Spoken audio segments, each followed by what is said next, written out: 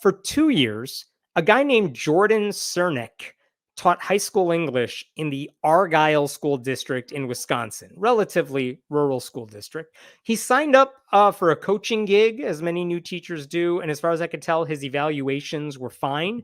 But during his second year, and mind you, a second year teacher probably does not have tenure, the district instituted a new policy requiring teachers to use the names and pronouns of all their students, including their trans students. And this guy got mad. Cernek refused to do it, he said, because it would violate his Christian beliefs. And then here's the thing. The school's like, oh, God, it's one of you. So the school tried to accommodate him to the point of absurdity, I think. For example, he said, what if I just don't use any of my students' names? What if I just do this if I'm calling on them? Or maybe I'll just do like nod in their direction if they're raising their hand. And the school's like, yeah, you could do that. And at one point, he offered to call, there were actually 2 trans kids in his classes. So this wasn't just hypothetical. But one time he offered to call a trans student by their last name, which is not what he was doing for other students, as like a middle ground. And the student said yes, because I don't think the student wanted to start a fight or anything. But it turns out that student's dad worked at the school and said, hell no, you don't. You call my child by my child's name. So that didn't work out. And at some point, it became clear that this guy was treating the trans students. Here's our buddy Cernek, by the way. Here he is, like ready to not teach children, apparently. So at some point, it became clear he was treating the trans students differently. And so in 2022, there was a letter that was sent to him from a district administrator. And I want to show you what they said here. This is a wild letter from the district. Check this out. And I know it's hard to read. There's a lot going on here. Look at the top. We have had several conversations regarding the use of preferred names with your students. But look at the second paragraph. Students and their families have reported several concerns. There have been reports that you have continued to use the wrong names for transgender students. As a short-term solution, while I continued to consider the issue, you agreed not to use any name while referring to trans students. However, it is now clear that this solution is not going to work. So this goes on for a while. But they're saying, look, we tried to work with you. It's not working. This is bad. Okay. So at this point, the same letter said, this is important. Let me show you this. Sorry, I clicked out of it. Therefore, effective as of today, I am unequivocally directing you to do 3 things. 1, refer to students by the name consistent with their gender identity when instructed to do so by the district. That's good. Nice. Number 2, your substitute teacher class lists and seating charts need to reflect the students' names that are consistent with their gender identity. Which again, like you realize you can't point or nod when you're looking at a seating chart, or if a sub is in the classroom and needs to know who the students are. So you got to do it for that stuff. And then comply with all lawful directives from the district's administration. So pretty much they laid down the gauntlet there and said, listen, follow our rules or else, right? So then Cernek decided to respond to all them. And he's like, I looked at the letter. And you know what I think? I think I'm not going to do any of this. Let me show you what he wrote. This is in his letter. What's the date on this thing? November 8th, 2022. I'm just going to scroll down to here. I have only acted according to the rule of my conscience, which is governed and held accountable to God, the one to whom all creatures owe their allegiance. It is before God alone that we must all stand to be judged someday. It is he and he alone, buddy, that should be capitalized, I think, if I were you, who initiates biological sex, human identity, worth, value, and worth, and all truth. If my religious beliefs and personal liberty place me at odds with the school district of Argyle or even the United States Department of Education, then so be it. And then he painted his face and yelled freedom and rode off on his horse or something like that. Like, and the weirdest thing, he said in here, oh my God, where is the line? Look at this paragraph up here. It's right above that paragraph. Sorry about this. Look above my head. It was communicated in the letter that I have continued to use the wrong names for transgender students, emphasis mine. This cannot be the case, since the name I call each student is legally and objectively his or her own name from birth. Therefore, I would argue that I am calling students by their right names. Like, what a dick. He's like, I looked at their birth certificate and therefore I'm technically right. But really, what did he do in that letter? He admitted that the district was right, that he's not following their rules. And that means he's opening the district up to legal liability because he's discriminating against his trans students. So, what happened here? That was his second year of teaching. And the district said, you know what? We're not going to renew your contract for year 3. And before the school board could affirm that decision, this guy made a speech in front of the school board. And I wanted to show you some of his speech to the school board. I want to remind you, this is the speech he made to the school board to say, you should keep me here. And instead, he's still doing his Braveheart type of speech. My immediate goal is simple: to proclaim truth to a deceived world. Throughout the US, students are showing increased signs of anxiety, fear, and attempted suicide. The solution is complex, but it starts with rebuilding a foundation of morality and truth on which to build our lives. Our kids need stability and security, and that comes from unchanging truths that have existed since the beginning of time. A kid can go outside and know he won't tip over because gravity is a real thing. There's a lot of fear and worry today because kids are unsure of what's true anymore. Furthermore, I am committed to truth and reason with capital letters, which both teach and affirm only 2 sexes, male and female. There is no room for deviation.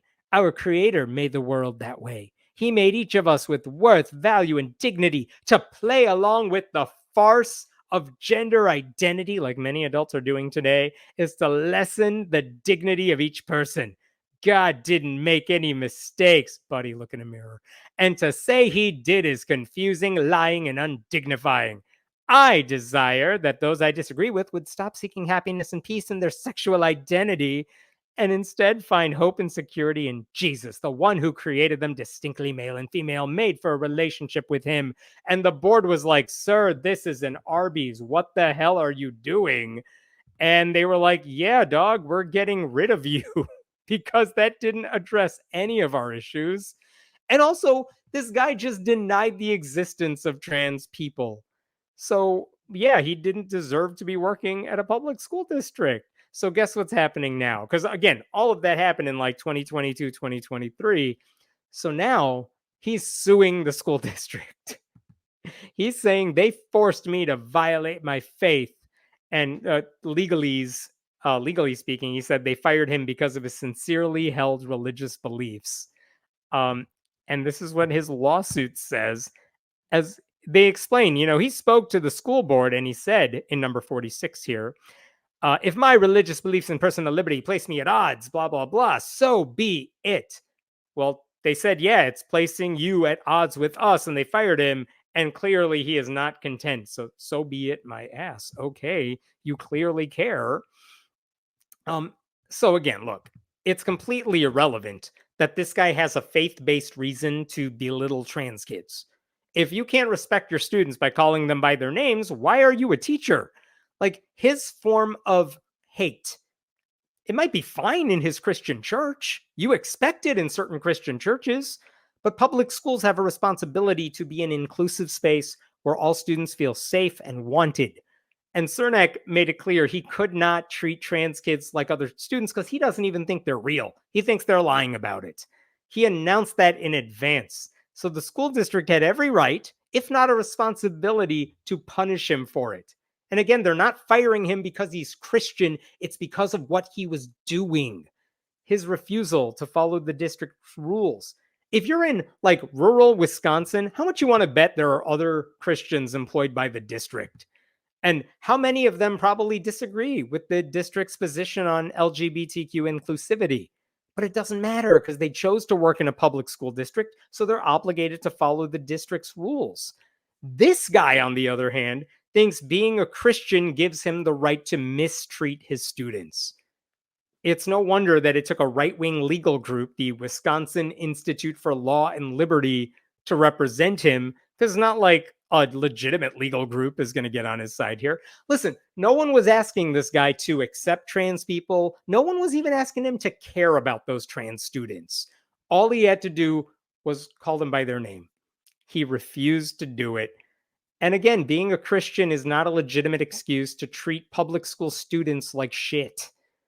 This guy had no business working in a public school because he was fostering a classroom environment in which certain students would walk in knowing he looked down on them, that their very sense of being he thought was a mistake. He didn't want what was best for them because he's only concerned about what's best for him. Conservatives say this all the time, but guess what? A public school classroom is not a place to advance your personal agenda. And a quick side note to close off this story. When I was looking up this dude, turns out he graduated from Reformed Baptist Seminary. You can see it at the top left there. And they have a profile of this guy from April of this year, our friend Jordan Cernek. And okay, whatever. He's writing here, which I found interesting. This is clearly his self-written bio. But look at this. A few times while trying to preach the word, as I have seen modeled by some dude, and trying to put into practice what I had learned from my Reformed Baptist school seminary training, people would leave the middle of my sermon in disgust. One woman stared at me for an entire service with a hateful scorn. Well, the word of God is offensive. I pray I am not. He's basically saying all these people, even in church, seem to hate me. They're walking out. Isn't that cool, everybody? Like, I'm just preaching the word of God and these people hate it. What's wrong with them? I'm perfect, but they're problematic. And then later on, look at this little line here. Recently, I lost my job at the public school because I refused to go along with the farce of gender ideology. Even in our rural communities, this battle rages. Like he's pretending to be such a victim. It's so hard for a white guy in rural Wisconsin who is cisgender and straight.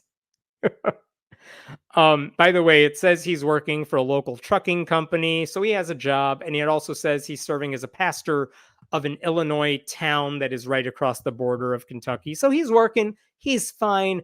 I don't know why he's suing, because it's clearly he doesn't want his job back. He can't do it. His brand of hate is alive and well. I'm just glad to hear it's not being unleashed at a public school. I will pause there for a second. Thank you for this donation, Nadia. Frank Schaefer, really good, interesting to watch. If you've never seen his clips on YouTube, go check him out. But old school religious right dude who has seen the light and speaks out against Christian hate now. Frank Schaefer says they're up to a lot more than just denying LGBT people's existences. He says their real plan is imprisonment and execution. There are some conservative Christians that have said some ridiculous, insane things. I would argue most conservative Christians even don't quite want to go that far. They would, but like they don't want to see gay people executed, even though some, new independent fundamentalist Baptist preachers might. But when it comes to like something like abortion, a lot of Christians, conservative Christians, do want to see abortion doctors behind bars or guilty of some crime and then subject to execution. I think that's what you're talking about. And again, if they win power, they would put harsh penalties, not just against abortion doctors. There are plenty of Christians who want to see punishments against women as well. So yeah, it's some scary stuff that is happening here. Thanks, Nadia, for that. And thank you, Olivia, for this. God doesn't make mistakes. I guess congenital diseases don't exist. Yeah, God makes a lot of mistakes. And then Christians always seem to find a way to rationalize them every single time, which is wild.